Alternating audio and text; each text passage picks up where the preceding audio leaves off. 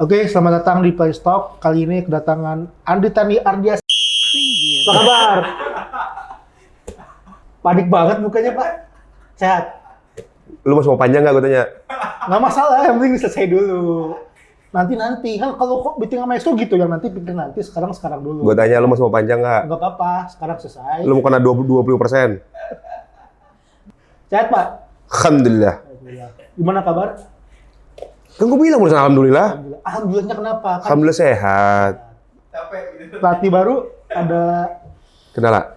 bukan sesuatu yang baru kah yang bisa dijadikan motivasi buat kompetisi baru? Bagus. Pelatih ini bagus. Gimana bagus? Udah bagus aja. Cukup bagus. Cukup. Jadi kita sudahi aja Playstock kali ini. Udah berhenti. Udah berhenti. Berapa menit ini? Cut. Nggak serius, gimana pelatih baru ada yang Bagus. Jadi ini salah satu apa ya? Membuat pemain juga harus upgrade. Karena kemarin mungkin banyak pemain yang kayak dalam posisi yang di zona nyaman dan segala macam. Dengan adanya Thomas Doll datang ke Indonesia membawa. Selama ini profesional itu hanya sebuah slogan di Indonesia, tapi sekarang ini kita harus mengubah bahwa profesional itu harus dijalankan dalam kehidupan, dalam cara pola makan, dalam latihan. itu banyak perubahan ya di internal.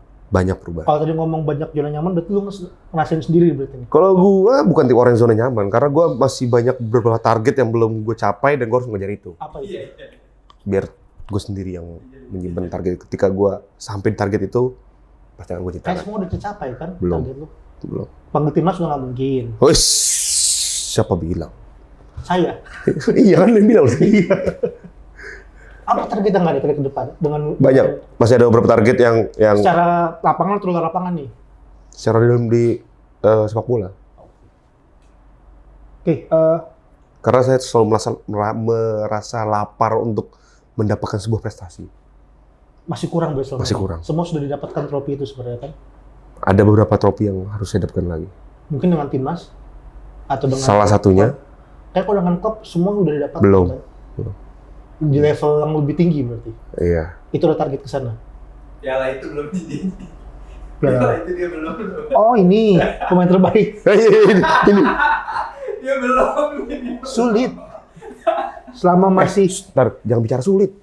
apa? Udah bungkus. Ada semua orang di sini kan. Bahaya udah. Emang sulit emang. Salah nama, ada doa bener kan, bener-bener sulit. Gimana kafe aman, lancar? Alhamdulillah. Udah ada berapa cabang? Ada salah satunya ada orang yang franchise dari orang APPI yang ada franchise. Katanya belum lunas ya? Itu jangan Oh, ngomongin. ngomongin. Alhamdulillah. Alhamdulillah. Tenang aja. Agak mau kemana? Let it flow aja. Emang terfokus di bidang itu, F&B? Itu sampingan. I see.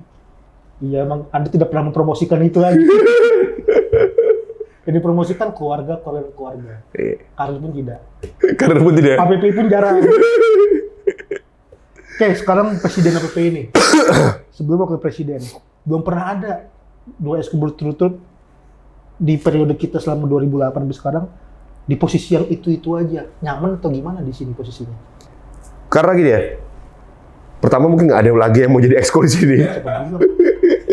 Hah? Siapa bilang? Banyak. Gue yang bilang urusan. Oke. Nah, kedua, ini seperti, kalau bagi saya ya, ini seperti kayak CSR-nya saya lah. Oh, soft Mengabdi. Mengabdi. Tolong semua catat. Jadi saya itu mengabdi di sini. Karena pengen generasi-generasi di bawah saya itu main bola tuh nyaman, terproteksi semua segala macam. Kalau mungkin misalkan bicara untuk saya mungkin ya saya hanya tinggal beberapa tahun, mungkin 20 sampai 30 tahun lagi lah. Apanya hidupnya? Nggak mungkin apa-apa. Kalau hidupnya kita nggak tahu juga, dosa Anda banyak. Jangan bicara dosa.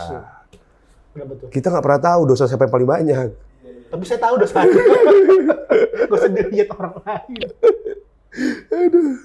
Enggak, tapi kan posisi ini ketika ada pemain melakukan sesuatu, bahkan tuh bukan karena APPI atau karena pribadinya, APP yang kena, presidennya yang kena ke bawah-bawah. APP-nya melakukan suatu isu ataupun suatu pernyataan, ya karena kita kan nggak mengadopsi dissenting opinion ya, nggak mengadopsi perbedaan pendapat ya, apa yang sudah disepakati itu menjadi kesepakatan bersama. Ya. Presidennya ke bawah-bawah dan dua orang sebelumnya ya orang yang memang cukup punya nama besar gitu, Donario Astaman, Firman Utina, dan ya semua kapten timnas lah.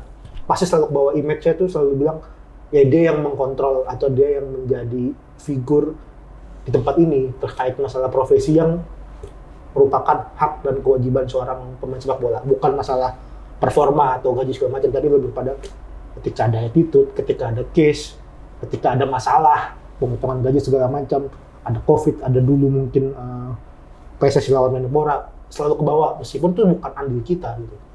Ini kan bukan sesuatu yang mudah, yang selalu ke bawah-bawah. Bukan hanya pengabdian sih, kalau pengabdian kan ya mendingan lu kasih duit ke panti asuhan, CSR, clear, jelas. Ada ayat-ayat Al-Qur'an ini nggak ada di sini.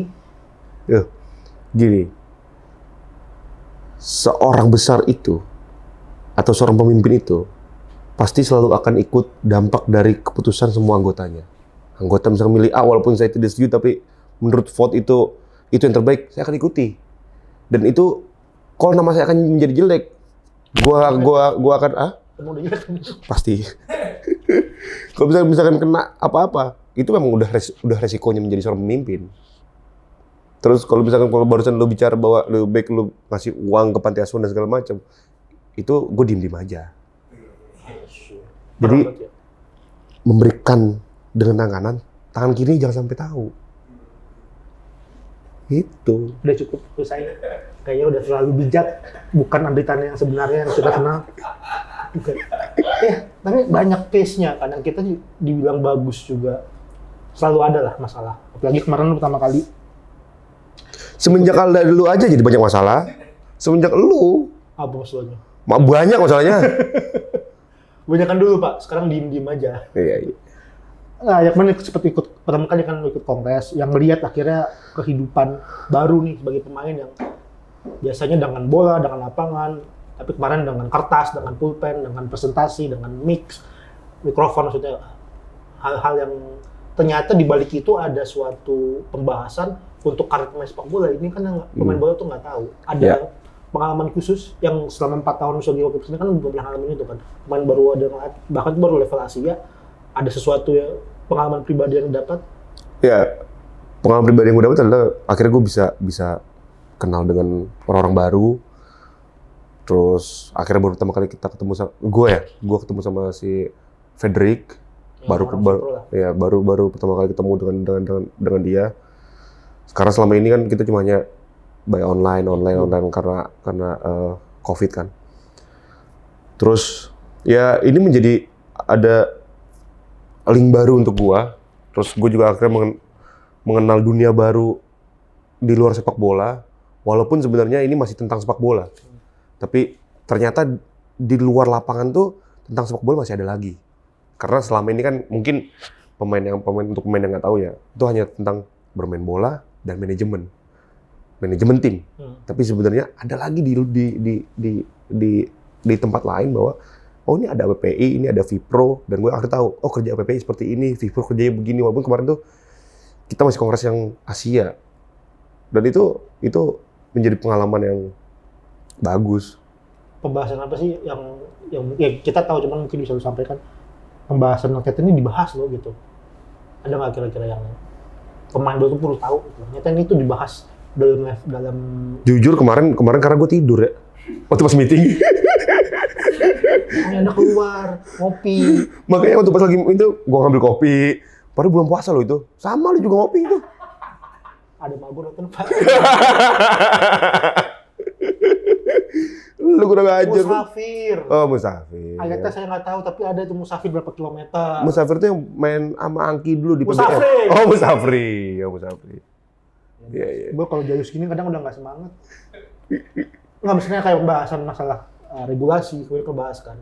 Bagaimana aturan ketika punya agen. Iya. Kemarin tuh banyak kita bahas masalah. Kalau dari kita presentasi masalah kita first aid kemarin kita jalanin, terus kemarin ada regulasi yang masalah agen harus punya lisensi, agen harus sekolah di Seperti apa FIFA itu. kayak kursus lagi di FIFA. Kayak itu tuh banyak orang-orang yang belum tahu itu gitu. Nah akhirnya gue tahu, oh ternyata agen tuh harus gitu, agen tuh harus ini, kayak gitu-gitulah.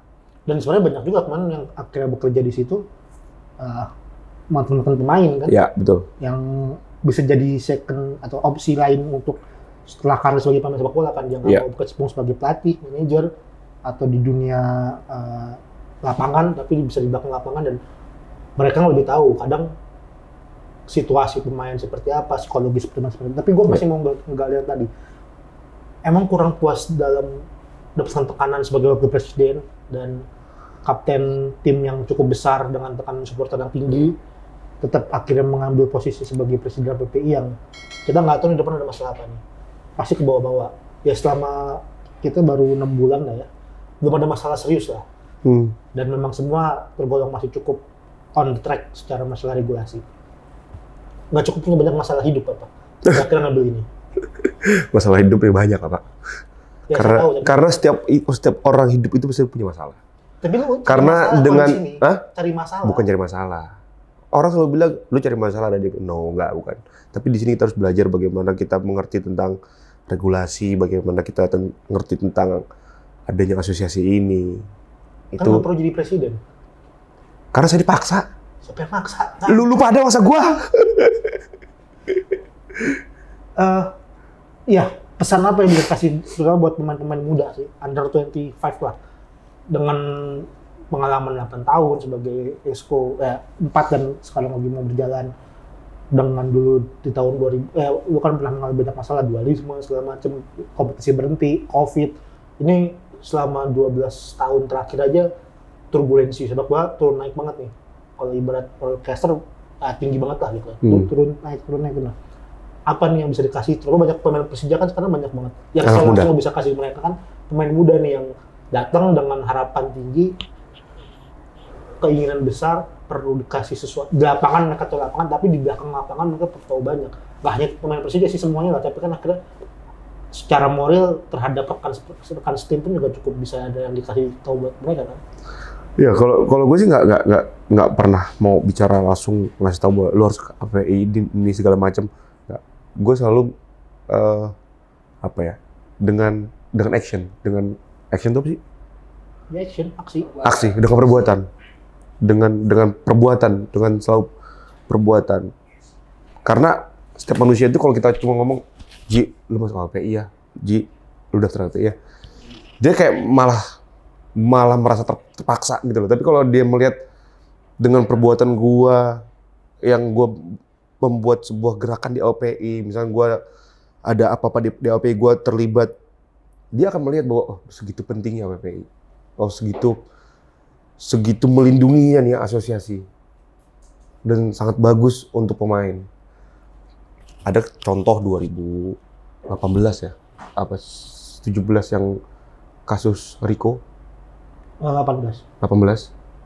Pada akhirnya pemain itu yang tadinya ada beberapa pemain yang tadinya sama apa sih LPI, akhirnya mereka sadar, oh penting ternyata LPI dengan adanya kasus dulu. Karena gini, orang itu harus kena dulu di salah satu kasus, dibantu dengan kita, baru mereka sadar, oh ternyata penting.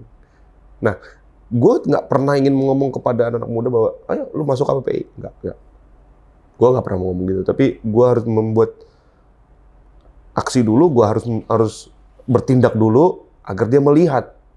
Gue memberi contoh dulu agar dia melihat, karena itu akan lebih mereka sadari gitu loh. Mereka akan lebih, oh iya, penting. Oke. Lu punya visi apa yang untuk di periode baru ini terhadap kepengurusan yang baru? Karena banyak muka baru sebenarnya kan di Exco yang sekarang kan. Visi gue sih sebenarnya gini ya. Visi gue ingin di Exco memang mungkin ada Exco baru, tapi kan mereka juga senior, dan APPI itu bukan sebuah nama yang asing lah. Yep. Untuk senior itu, karena mereka lebih dulu bermain sepak bola daripada gua. Pasti mereka juga udah lebih menyadari bahwa begitu penting APPI pasti. Terus visi gua ke depan adalah karena gua melihat bahwa di liga dari tahun lalu itu sudah mulai banyak anak muda bertebaran di semua klub Indonesia. Gue pengen kayak APPI ini kayak semakin lebih dikenal, kayak pengen lebih anak-anak muda tuh lebih tahu, oh APPI itu gini, APPI itu kita tuh, dan gue pengen pemain bola nih lebih kayak menyadari bahwa segitu pentingnya APPI gitu loh. Jadi kalau dulu tuh kayak kita masih kayak, ayo masuk APPI. Gue tuh pengen sekarang dia yang, yaudah yuk kita masuk APPI yuk, biar kita terproteksi yuk. Gue tuh pengen bikin seperti itu. Nah itu PR lu dan teman-teman staff. Tapi kata dulu bilang, harus kena masalah dulu. Apakah mereka harus diperlunya masalah? Nah sekarang kita ubah mindsetnya. Jangan sampai kena masalah. Tapi mereka masuk. Caranya gimana? Caranya, lu pikirin. Tahu api gara-gara apa? Gue tahu API karena ada BP dulu. Bukan karena gue kena kasus dulu. BP Gue kena kasus nggak ditolong dulu. Oh, gua kata orang gitu, lu yang kagak mau ditolong, makanya Bima Maleo maju. Cemen juga berarti. Enggak. Kalau gue bukan itu. Ada cerita lah. Ya gue tahu gara-gara mau satu jadi. Udah. Itu nggak perlu dibahas. Kalau gue dulu karena BP itu Sosialisasi. mensosialisasikan. Gue dulu bayar, sekarang berapa? Apa bayar? 300. 300 kecil. Dulu Dulu gue gope bayar. GoPay 10 tahun. Gope gue bayar. 300 Gue mau jadi presiden. Gope mau jadi presiden. Oh nyogok. Iya. Ordal pak. The power of ini Lu ordal. pada bayar dulu? Hah? Kayak dulu kagak pernah ngeliat laporannya. Gue bayar gila. Lu doang kayaknya dibegoin BP. Anjir. Oke ngomongin BP, pada dibilang lu ngikutin dia. Siapa sih? Andre Tani pak. Andre Tani itu ada bewoknya, ada cambangnya. Ya, dia juga bewokan juga. Enggak, dia mah kumis doang sama ini apa? Jenggot. Secara personal, sulit diwawancara. Siapa yang lu wawancara? Ini lu wawancara gue sekarang? Karena PPI. Coba lu pernah di TV mana kagak ada sama PPI? Ada kemarin gue wawancara. Di mana? Kemarin. Di Persija. Iya kan Persija. Emang mau wawancara mana? Di yang internal, BP juga Persija banyak. Internal mananya maunya? Ya bisa di luar lah, eksternal di media mana. Susah di doorstop. Terus kapten lah itu Loh, pilihan pelatih lah. sekarang gini. Tunggu, bikin buku. Jadi wakil presiden. Itu kan disuruh. Tapi BP nggak pernah jadi presiden kan? Mau, dia nggak mau. Karena dia mau jadi yang lebih tinggi, nggak tahu jadi apaan. Jadi pemain cadangan simik. Aduh. Nggak, kenapa ada stigma itu gitu. Stigma apa? Kawinnya BP, kawinnya masih tapi tetap bukan cewek BP. Nah, kenapa bikin buku? Bikin buku itu gini, gue pengen bahwa buku itu bukan untuk pemain-pemain yang di atas gue. Tapi gue pengen buku itu dibaca sama orang yang ingin mengenal gue lebih dalam. Dengerin dulu, belum selesai ngomong. Gue juga baca. Orang lagi ngomong itu jangan pernah dipotong. Gue berhenti nih. Ini saya serius ini. Alhamdulillah. Ini saya serius ini. Anda tadi berhenti dari kiper Persija, ya kan? Oh, bukan yang lain. Karena belum deal. Aduh. Jadi buku itu sebenarnya untuk generasi-generasi yang di bawah gue lah. Maksudnya orang tuh kan cuman melihat bahwa oh Andre Tani, Persija, terus pernah main internasional, pernah kapten Persija, pernah juara ini A, B, C gitu. Tapi gue pengen melihat bahwa ada sebuah perjuangan ada sebuah perjuangan yang berat untuk menuju di sana. Nah, makanya gue tulis di buku itu biar mereka lebih tahu. Apalagi generasi di bawah gue, oh ternyata Andre Tani pernah mengalami patah di dalam karirnya. Andre Tani pernah mengalami jatuh kayak gitu-gitu. Terus pernah jatuh dari Kopaja, pernah kayak gitu-gitu lah. Jadi Oh, tuh ada Kopaja, gue belum baca. makanya beli Nggak dikasih. modal. Ini nggak mau, soalnya nggak ada duitnya kan, nggak ada untungnya gue tahu ya soalnya. Ya kan jadi karena stigmanya itu kan. Terus kenapa juga susah di doorstop oleh media? Jadi gini, kita kan setiap event itu selalu ada press-con. Ya. Untuk apa lagi ada doorstop? Belum puas mungkin pertanyaan di personal kan terbatas. Tanya dong ketika press-con. Kan waktu terbatas. Kan sudah diberikan waktu. Kenapa lu nggak nitip sama temen lo? Misalkan ada 5 pertanyaan. Ya udah, J, gue nitip pertanyaan sekalian. Kan bisa begitu. Kalau emang lu belum puas, tanya lagi. Ya kan ada waktunya cuma berapa Ya, jam gitu. ya lu jangan marah sama kita, lu marahnya sama yang bikin event itu dong. Makanya manfaatkan doorstop gitu. Maksudnya gitu. Itu namanya 2 kali kerja, Pak. Kan memang sebagai Gue public figure gini, seperti itu. oke, kalau ini gue bongkar nih, karena lu aja nih yang nanya kayak gue bongkar. Gue pernah kasus dulu di 2000, Iya, kadang gue nggak pengen lu bikin Battle of Life juga kayak BP. Ya di sini aja. Gua nah, 2014, gue ketika itu mau masuk gue di media, gue dipanggil ke tim nasional. Tapi ke tim nasional itu harus selalu ada surat ke klub, baru pemain berangkat. Zaman dulu pemain dihubungin via cuma by phone. Berangkat lagi oke. Tapi suratnya belum nyampe, belum keluar. Gue lagi ngobrol di kantin Mandiri lu tau kantin Mandiri? Kantin Bank maksudnya? Kantin Mandiri tau nggak? Bank Mandiri atau Gedung Mandiri? Kantin Mandiri. Nggak tahu. Berarti baru banget lu hidup. Iya, Bang. Itu di depan PSSI dulu, depan kantor PSSI yang lama dulu, itu ada yang dulu yang di GBK. Bukan pintu merah. Ya gitulah pokoknya. Itu depannya dulu itu ada kantin Mandiri namanya. Dekat pintu merah bukan sih? Bukan. Ya dekat situ lah. Gue dari kantor Persija, gue lagi makan siang di situ. Ada teman gue lah, ada sama teman-teman gue ngobrol, tiba-tiba ada wartawan nih datang. Ngobrol sama kita ngobrol. Terus gue bercanda ngomong, gue bilang gini, Dri, ini dia nanya, Dri, ini ada pengganti nasional nih, gimana? Datang nggak lu? Ya gue nggak bakal datang lah kalau suratnya belum datang, gue bilang gitu. Itu kan leluconan itu celutukan gue gitu kan biasa sebenarnya.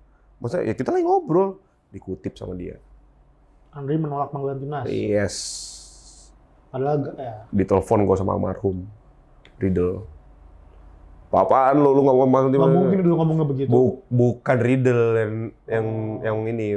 Riddle marah. Marahnya gimana dulu? Riddle denger dulu. Riddle marah ke pelatih kiper. Pelatih kiper nyampe ke gua. Nah, marahnya Riddle kayak gimana bahasa Inggris coba dong? Ya gua nggak tahu kan Riddle nelfon ke pelatih kiper, lu gimana sih? Kan bisa memperagakan. Ya gua nggak tahu ngomong gimana. Nggak tahu apa nggak bisa. Marahnya gara-gara kenapa lu menyatakan? Berita itu keluar terus bilang, lo apaan lu nggak mau dipanggil tim nasional gitu. Dia bilang gitu. Dari situlah gua akhirnya nggak mau di doorstop dan segala macam. Kalau di apa namanya? Preskon jelas. Ada videonya, terus itu akan tulis semua pastinya. Gitu. Tapi kalau di doorstop kita nggak pernah tahu sih. Jadi lu nggak pernah mau sekarang doorstop? Gua interview terakhir nih kemarin. Gue baru mulai interview lagi kemarin seminggu yang lalu kali ya. Itu dengan alasan bahwa latihan pertama Persija, kedua pelatih pertama baru datang, jadi gue yang turun untuk interview karena gue nggak mau sampai anak muda interview nanti ada kesalahan atau mereka nggak lepas bicaranya, jadi gue dulu yang membuka itu. Gitu. Punya beban sendiri jadi kapten tim? Entah di timnas pernah juga kan atau di klub lah, klub yang punya basis besar. Enggak lah, itu malah menjadi sebuah motivasi. Motivasinya jadi? Motivasi gue harus menjadi lebih baik daripada yang lain. Dalam Kapten itu harus memberikan contoh bahwa lu lebih baik daripada yang lain. Sudah cukup memberikan itu belum? Belum. Dan masih akan terus belajar? Yes. Andai posisi... Karena seperti yang tadi gue bilang, gue tuh orang yang lapar. Gue selalu ingin belajar dan ingin memberikan yang terbaik. Dan gue bukan orang yang, ya gue udah puas gitu, enggak. Gue masih pengen lagi. Kalau misalkan lu baru tadi di pembukaan lu bawa bicara udah semuanya lu dapetin. Tapi bagi gue masih ada yang gue kejar, masih banyak yang gue kejar. Misalkan contoh gini, Ronaldo ya, kita bicara pemain Eropa, uangnya banyak banget lah pasti. Kenapa dia masih main bola? Karena itu passion dia. Dan masih banyak rekor-rekor yang pengen dia pecahin lagi. Dan itu nggak jauh beda sama pemain kita pastinya. Gitu. Pribadi atau secara tim, karena kalau itu nggak bisa bergerak sendirian pasti. Betul, tapi kan semua berawal dari diri kita sendiri dulu. Baru kita bicara ke tim. Ketika kita memberikan contoh bahwa gue bertarung, pasti kan pemain yang lain akan melihat. Apa cuma dia doang yang bertarung, kita juga harus bertarung. Ya karena video rame itu, Andri Tari doang yang berjuang gitu kan, kata manajer yang lama. Itu Itu titipan ya? Ya, pasti. Udah biasa kalau gitu. Sekarang udah nggak ada dia, nggak bisa dititip lagi. Nggak ada bisa dititip lagi. Oke. Nah, sebenarnya tadi punya pemain idola nggak sih? Panutan. Panutan kalau idola itu di Eropa tuh, gue dulu ada Fabian Barthez. Salah satu gue kenapa gue menjadi kiper tuh Fabian Barthez. Pantas tengil-tengil juga. Oh, pasti, songong. Heeh. Terus Blunder mulu juga dia tadi. anjir. Terus Van der Sar sama Iker Casillas. Kalau di Indonesia gue Mas Hendro Kartiko. Kalau role model sebagai profesi, Profesi itu bukan sebagai posisi ya, sebagai profesi as a player, the what? the perfect players as a profession. Mungkin BP kali ya, karena dia dekat sama gue. Terus gue sering banyak dikasih tau sama dia. Apa yang lo dapat dari dia? Banyak. Dengan usia yang cukup jauh sebenarnya kan? Jauh. Tapi banyak lah. Gue sering ngobrol sama Maman. Maman juga pernah bilang, gue banyak belajar dari BP juga. Bilang itu. Banyak hal-hal positif itu yang dia tularin ke anak-anak muda. Terus, kalau misalkan orang yang bisa menerima pinter ya, maksudnya bisa menerima itu, pasti akan belajar. Banyak belajar dari BP sebagai pemain profesional. Pasti. Kalau dari luar, sangkut ikut nggak sih pemain yang ya bukan sebagai skillnya dia, tapi sebagai figur kan di luar tuh banyak lah. Ya termasuk tadi Casillas segala macam gitu. Enggak lah. Karena nggak lihat langsung. Karena nggak lihat langsung. Karena gini ya, mungkin kalau ketika misalkan gue misalkan beda jarak gue sama Ramdhani beda gitu. Beda jauh. Mungkin gue akan banyak belajar dari Ramdhani. Karena gue dekat sama Ramdhani. Tapi karena jaraknya gue jauh sama BP dan gue dekat sama BP, gue banyak belajar dari BP. Gitu. Oke, berarti karena lo ngomong Ramdhani, videonya kemarin rame tuh nangis-nangis, serius nangis atau gimmick? Itu ini gimmick. Itu sebelum bikin video itu kan di restoran. Nah, gue minta bawang sama cabai dulu buat mata. Kalau buat mata pakai bawang cabai bukan nangis, Pak. Buta. Kenapa senangis itu? Orang masih sama-sama tanggaan. Bukan masalah itu. Jadi banyak perjalanan yang udah gue liatin sama-sama sama dia lah di Persija. Jatuh lagi. Gak bangun-bangun. Jatuh lagi. Jadi banyak lah sampai kita tuh dulu pernah ngomong bahwa kita harus juara di sini. Maksudnya di Persija. Sebelum juara tadi. Juara. Akhirnya di 2018 kita juara sama-sama. Waktu pas selesai juara, dia meluk dulu, boy, akhirnya kita juara di sini. Itu. Jadi memang gue sama Ramdhani itu memang udah dari gue SMP kelas 3, di SMA kelas 1 memang udah sama-sama terus dari zaman Ragunan. Udah sama terus. Sekarang dia pindah secara permanen, sedih. Ya sedihnya sih kemarin lah ya, yang keluar ke Sleman itu, yang dia dipinjemin ke Sleman karena itu surprise. Kita tahu itu cuma 1 hari sebelum dia pergi. Kalau kemarin tuh ya sekarang dia pindah secara permanen, ya udahlah, kemarin kita udah pisah kemarin setengah musim. Sekarang dia pindah permanen ke sana, ya udahlah. Dia di sana pasti itu pilihan hidup dia dan dia udah berpikir bahwa itu yang terbaik untuk dia. Itu. Nggak mau ikutan pindah? Kita nggak akan pernah tahu. Kita nggak akan pernah tahu kan. 5 menit ke depannya kita nggak akan pernah tahu kan. Ya itu gue 5 menit udah apa. Iya. Tapi sendiri lu sebagai teman atau sebagai teman seperjuangan. Tapi untuk sebagai teman betul tahu dalamnya dan buat terbaik buat dia kan biasanya. Iya pastilah. Pasti gue selalu mendoakan orang-orang yang terdekat gue berdoa yang terbaik. Termasuk lu sih enggak kalau lu. Termasuk staff-staff sini kecuali lu enggak. Kenapa gua kagak? Karena lu selalu telat. Oh, gua tuh di on time. Oh iya on time. Lu yang telat di mana gitu. Oke, secara tim, secara profesi udah, secara pribadi nih.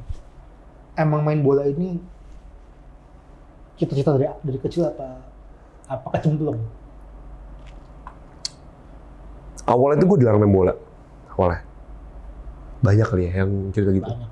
Awalnya dilarang main bola segala macam. Awalnya itu nyokap gue tuh suruh gue sekolah. Dan Semua mama juga nyuruh anak ke sekolah Pak. iya. Iya nggak ada, jangan sekolah kamu. Sekarang mungkin mau apa jadi gamers ya. Dulu mah nggak ada gitu mah. Jadi jurunya tuh sekolah yang benar. Terus bokap gue tuh dan nyokap gue tuh berpikir bahwa PNS atau di BUMN. Oh, oke. Karena mereka berpikir bahwa di PNS atau di BUMN kan lebih terjamin masa tuanya. Terus ya udah aman lah sama mereka sampai pensiun. Tapi pas gue masuk ke tim nasional di U14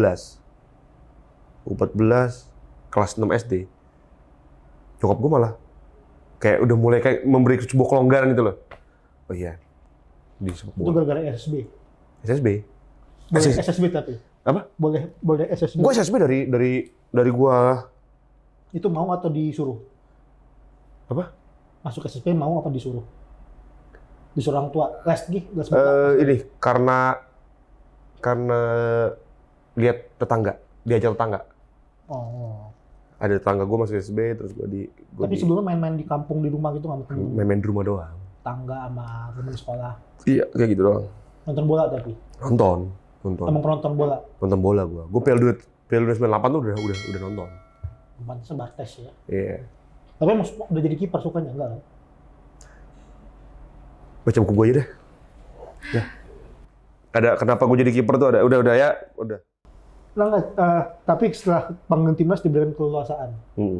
Maksudnya Kira-kira nyokap gue tuh udah nggak yang strict lagi kayak belajar tetap belajar. Tapi ketika gue ada panggilan untuk main bola, boleh pergi terus sekolah. untuk memutuskan jadi sebagai karir profesional, apakah ada izin tertentu atau mengalir gitu aja? Mengalir gitu aja. Karena gue main di profesional tuh kelas 3 SMA udah main. Main di amatir di divisi 1 waktu itu kelas 2 SMA gue. Di Kuningan. Tapi SMA umum ya? Apa Ragunan. Oh, SMA atlet. Ragunan. Dan umumnya SMA Ragunan kan udah tahu jadi atlet, itu diperbolehkan waktu SMP ke SMA. Bokap gue malah yang nyuruh gue masuk ke situ. Ketika gue SMP itu gue udah masuk itu. SMP kelas 3. Gue dari timnas, gue masuk situ. Itu ada perdebatan dulu nggak? Apa Nggak. disuruh aja? Mulus banget hidup Anda ya. Loh iya. Pantesan nyari tantangan hidup terus. Lah gua. Pengen anak tuh jadi pemain bola juga nggak? Kan ada cowok tuh satu. Atau bebas. Biar dia milih aja. Tapi diarahkan nggak diajak nonton bola, main bola? Oh iya. Main bola itu kan bukan gue nyuruh dia main bola bukan berarti dia harus menjadi pemain sepak bola. Ya. Minimal dia bisa main sepak bola atau menjadi hobi untuk menjaga kesehatan dia. Bukan berarti gue harus nyuruh dia lu jadi main bola, enggak. Terserah dia. Dia mau jadi apa? Gue cuma hanya memberikan sebuah fasilitas. Dia mau jadi main bola, ayo. Dia mau main volley, ayo. Dia mau jadi ibarat mau jadi polisi, ayo. Mau kerja di BUMN, ayo. Mau jadi pilot, ayo. Gue cuma hanya nyiapin fasilitas apa yang dia butuhin. Dia masih kecil juga sih, belum terlalu Betul. kelihatan. Tapi next akan memberikan keluasan itu. Of course. Apa karena sudah melihat ternyata pemain sepak bola cukup menjanjikan dan apalagi ke depan juga banyak instrumen yang mendukung. Betul. Dulu kan itu nggak seperti itu. Iya, betul. Gini ya, pertama kali gue masuk ke timnas, pertama kali gue masuk ke profesional dengan yang sekarang jauh berbeda. Jauh berbeda. Sekarang itu sangat lebih baik. Ketimnasnya. Fasilitas, kita bicara fasilitas ya, fasilitas, terus lapangannya udah mulai bagus, mesnya udah mulai oke. Gaji gimana? Kita bicara Liga 1 yuk, gimana gaji? Yes. Aman? Ada nunggak sih. Banyak. Nggak. Tapi mostly aman kan? Karena saya di sini, jadi saya mau aman. Kerja kita di sini, Pak. Tapi karena memang mereka sudah mulai bagus. Ya, secara sistem. Iya, secara sistem udah mulai bagus, terus karena mungkin udah mulai ada sebuah aturan yang kalau gaji tertunggak dan segala macam nggak bisa ikut liga berikutnya. Mungkin dari situ juga itu sudah jauh lebih baik. Makanya bicara 13 tahun lalu sama yang sekarang jauh berbeda. Makanya mungkin 10 tahun ke depan atau 20 tahun ke depan sepak bola kita menjadi sebuah industri yang besar. Yakin itu ya? Yakin. Dan saat itu Sekarang gini. Anda berada di mana kira-kira? Mungkin saya udah berada di, ntar kita lihat di mana saya ada. Nggak tahu. Sekarang gini, misalkan ya, pemain bola sekarang udah pakai Innova, misalkan. Ini memang udah zamannya, memang udah harus, karena kontrak mereka tuh udah bisa beli itu. Kalau misalkan zaman 10 tahun dulu masih beli Avanza Espas. atau Espas, misalkan gitu. Nah sekarang udah beli Innova, kenapa? Karena memang dari kontraknya memang udah layak dapat ini. Nah jadi pemain yang sekarang dapat Innova ini jangan pernah iri ketika 20 tahun depan pemain bola udah pakai Ferrari. Karena kontrak mereka akan lebih tinggi, pertama. Kedua, uang kita juga sudah semakin tinggi, dan barang-barang juga udah nggak akan murah. Mungkin yang sekarang cabai seplastik 100.000, mungkin nanti 20 tahun, 30 tahun depan bisa 300.000. Tapi itu karena inflasi sebenarnya. Tentu kontrak juga pasti akan naik kan. Nah tapi masalah kontrak mungkin kritik nih, gaji pemain kita ketinggian katanya. Siapa bilang? Media, sport, Sekarang gini. publik. Sekarang gini, kita harus hitung range pemain sepak bola itu berapa? Usia bermainnya. Usia bermainnya. Oke. Berapa tahun? 10-15. 10-15 tahun. Kalau misalkan kerja sebagai di BUMN, berapa tahun mereka? 30-an tahun. Itu yang harus dihitung. Publik nggak tahu itu tapi. Sekarang gini, kalau misalkan kita bicara bahwa pemain sepak bola itu gajinya terlalu mahal, gimana main di Eropa? Yang bayarnya udah per pekan miliaran dan segala macam.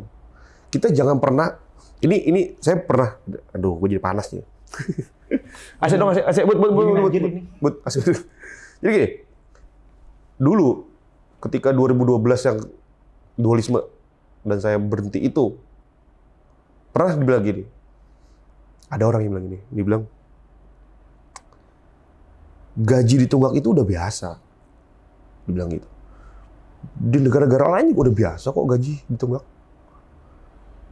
Ada yang bilang seperti itu. Nggak, jangan, bukan 2012, 2017 masih ada ngomong kayak gitu. 2017 masih ada yang bilang itu. Nah ini 2012 bilang sama gue gitu.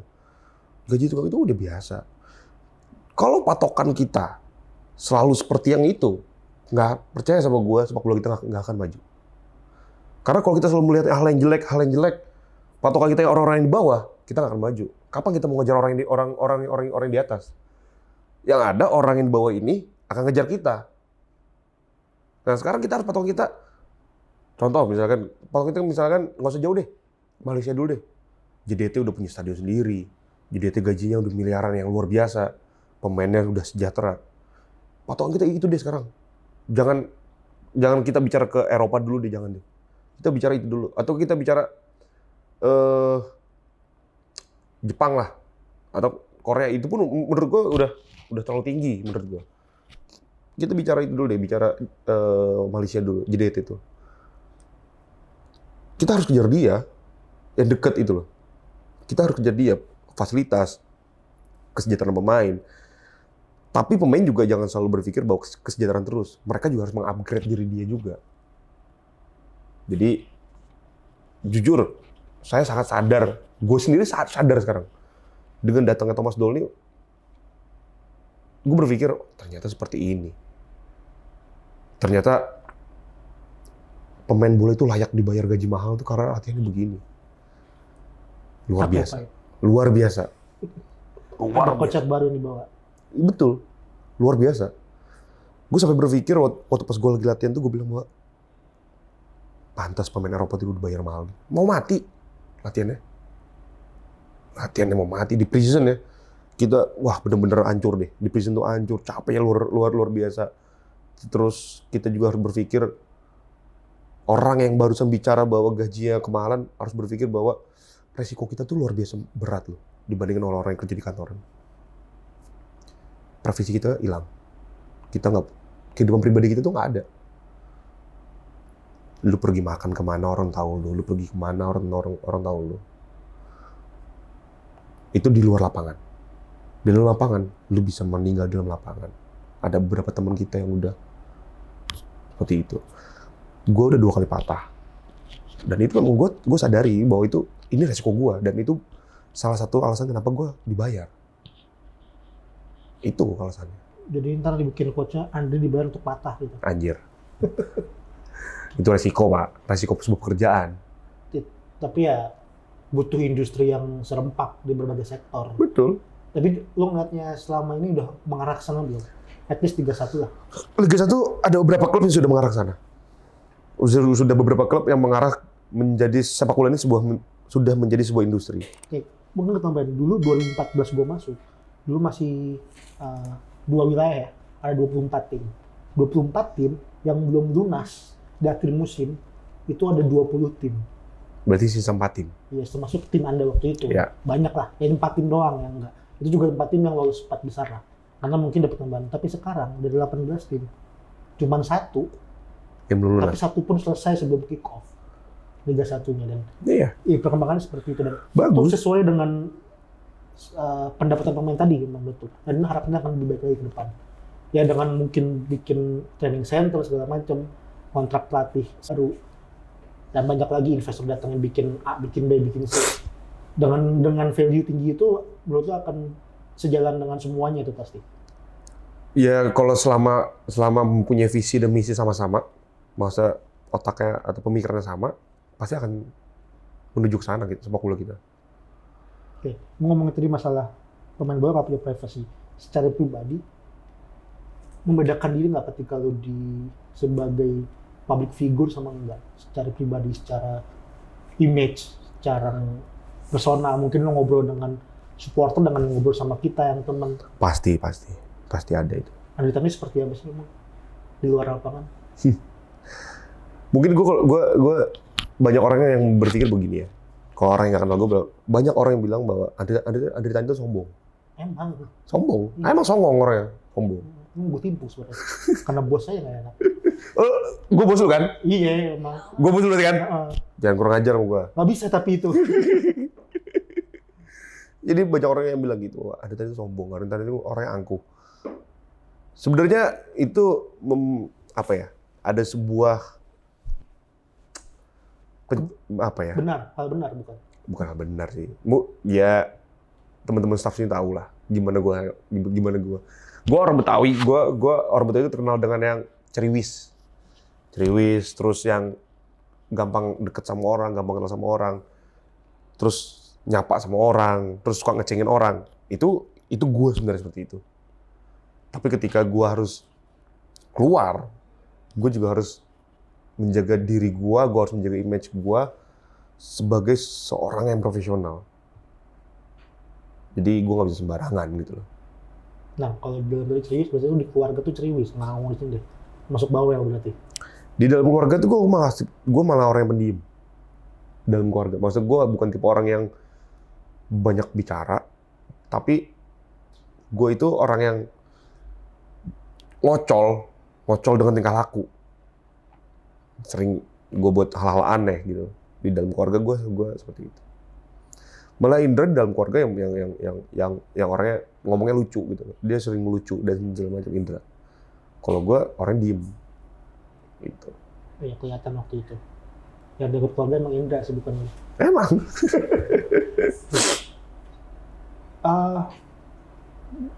Menurut lu, keluarga sepenting apa sih menunjang karir? Keluarga itu supporter nomor 1 sih menurut gue.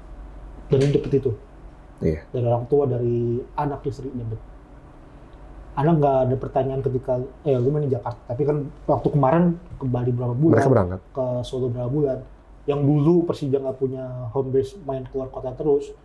Ya mungkin ngeliat ayah-ayah lainnya setiap hari di rumah, ya kan lu pasti tetap away lah. Apalagi dulu mainnya di Solo, Persija di mana gitu kan. Bagi timnas mungkin bisa berbulan-bulan nggak balik. Ada pertanyaan kemana dan apakah nonton di TV gitu? Apa udah pernah diinfokan dari awal bahwa zaman sekarang kan udah teknologi canggih, Pak. Kok Bapak nih old school banget sih? Gua lagi pengen bikin dramatis, setan. Pak, zaman sekarang tuh canggih, teknologi canggih. Bapak tuh jangan jadul banget sih.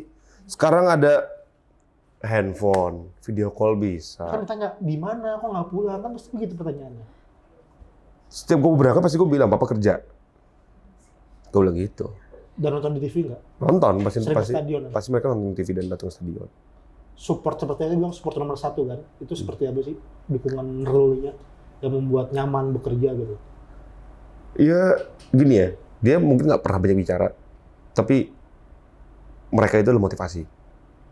Ada orang yang nunggu gua, ada orang yang menunggu hasil baik di belakang gua nih. Itu.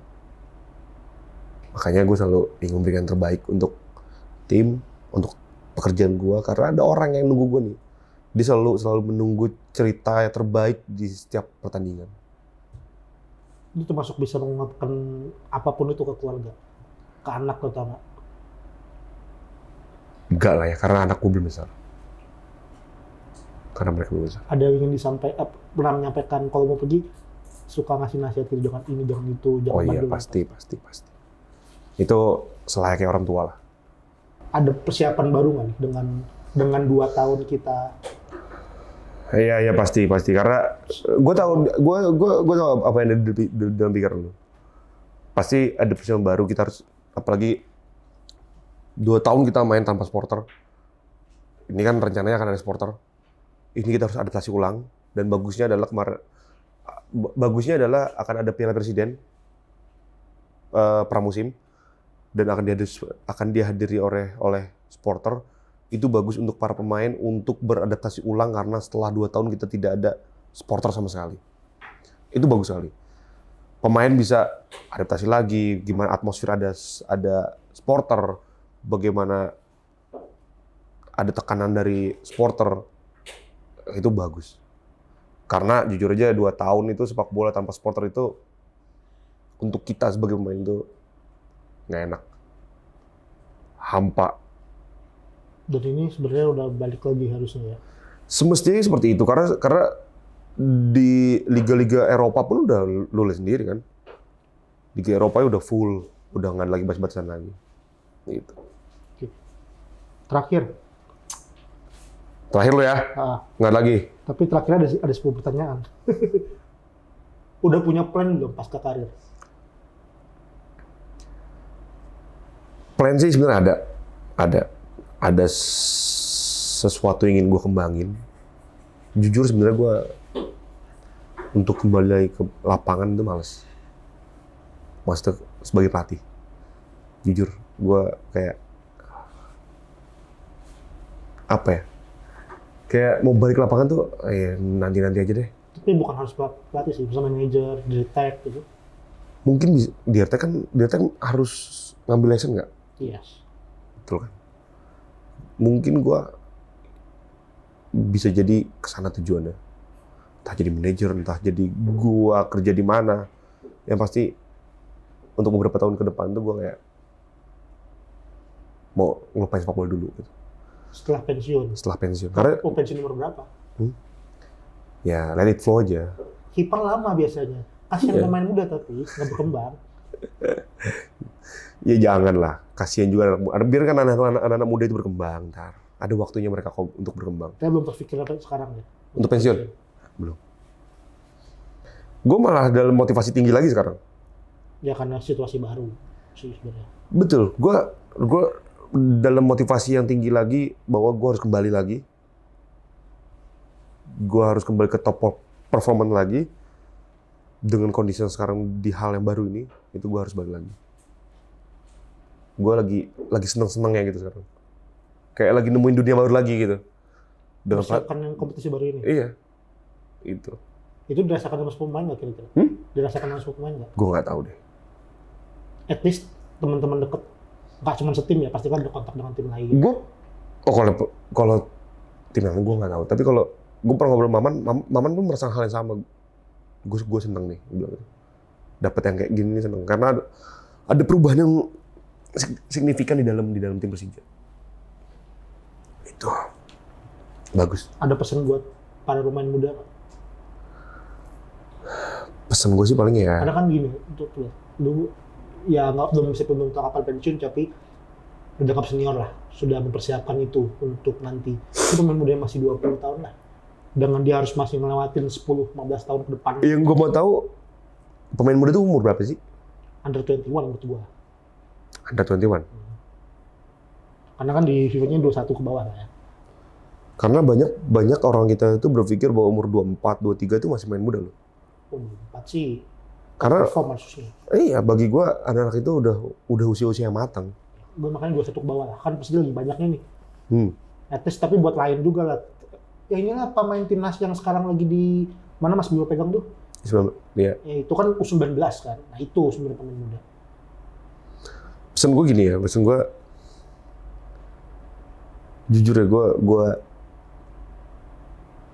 penyesalan gue selama ini adalah gue merasa bahwa ini untuk teman-teman yang ada di tim nasional, gue merasa bahwa gue gagal dan gue merasa gue hanya numpang lewat di tim nasional. Walaupun sebenarnya gue lama di tim nasional, gue dari U14, U16, 17, U23 sampai di senior itu gue timnas terus sampai gue dari 2003 apa gue ya, dari under 2003 2004 sampai tahun 2020 kemarin gue tuh tim nasional terus.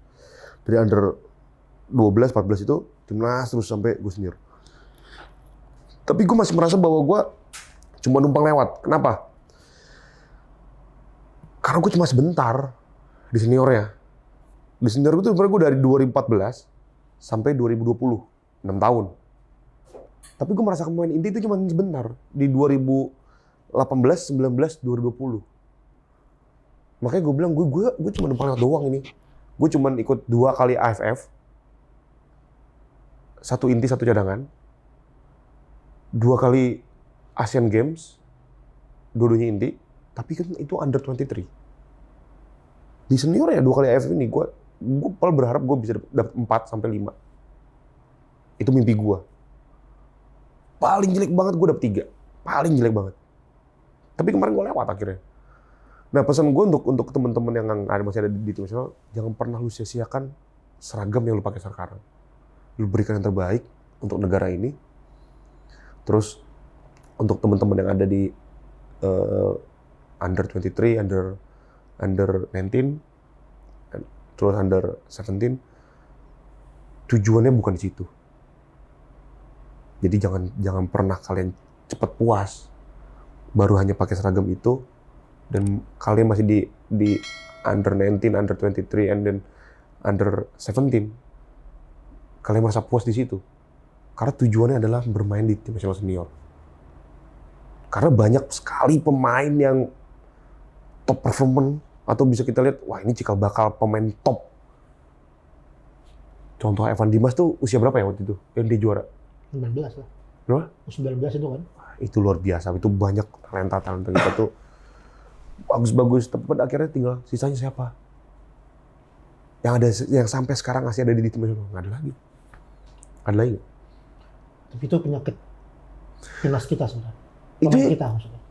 Itu yang gue bilang bahwa gue nggak tahu mental dari pemain kita apakah cepat puas. Bahkan gue melihat bahwa ada yang tadinya gue punya ekspektasi tinggi sama orang itu, sekarang udah nggak ada. Udah nggak ada di top level lagi. Dan anak itu sempat tim nasional senior sama gue. Sekarang udah nggak lagi, nggak tahu kemana. Nah itu kayak balik ke pemain gimana. Dan federasi juga makanya yang gue sayangin adalah ketika tim nasional apapun itu yang juara, selain senior ya, karena senior belum pernah juara kan. 19 juara, 17 juara, bisa sampai 23 pun juara. 16 kemarin sempat. 16 juara. Mereka euforianya terlalu besar. Dipanggil TV sana, panggil TV sini. Pada akhirnya jadi star syndrome si pemain ini. Berarti ntar bikin konklusinya star syndrome gara-gara federasi gitu. Ya, itu sebenarnya kembali ke pribadi pemain. Cuman semestinya federasi dan media-media kita juga harusnya bisa mengontrol itu. Gue sih berharap seperti itu. Maksud gue jangan terlalu dibesar-besarkan. Gitu loh. Juara ya udah juara, tujuan kita sekarang gini. Indonesia main under 23 lawan Brazil menang misalkan ya, menang Indonesia.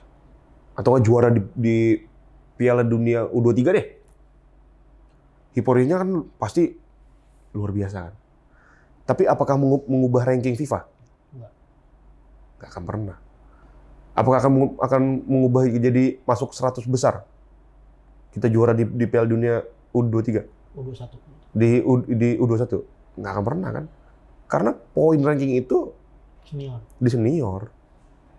Jadi masyarakat juga ekspektasi juga jangan terlalu berlebihan sama anak-anak yang masih tim nasional yang di usia 23, 21, 19 gitu.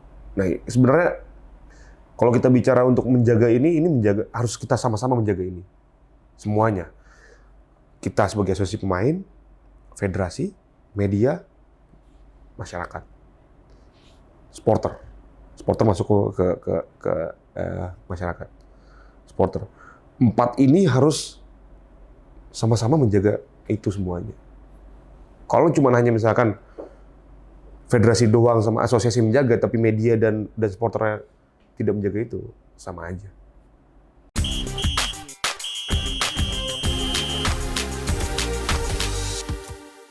Oke, thank you untuk episode kali ini. Kalau sama Andritani kita mau bikin 10 series ya per tahun ini.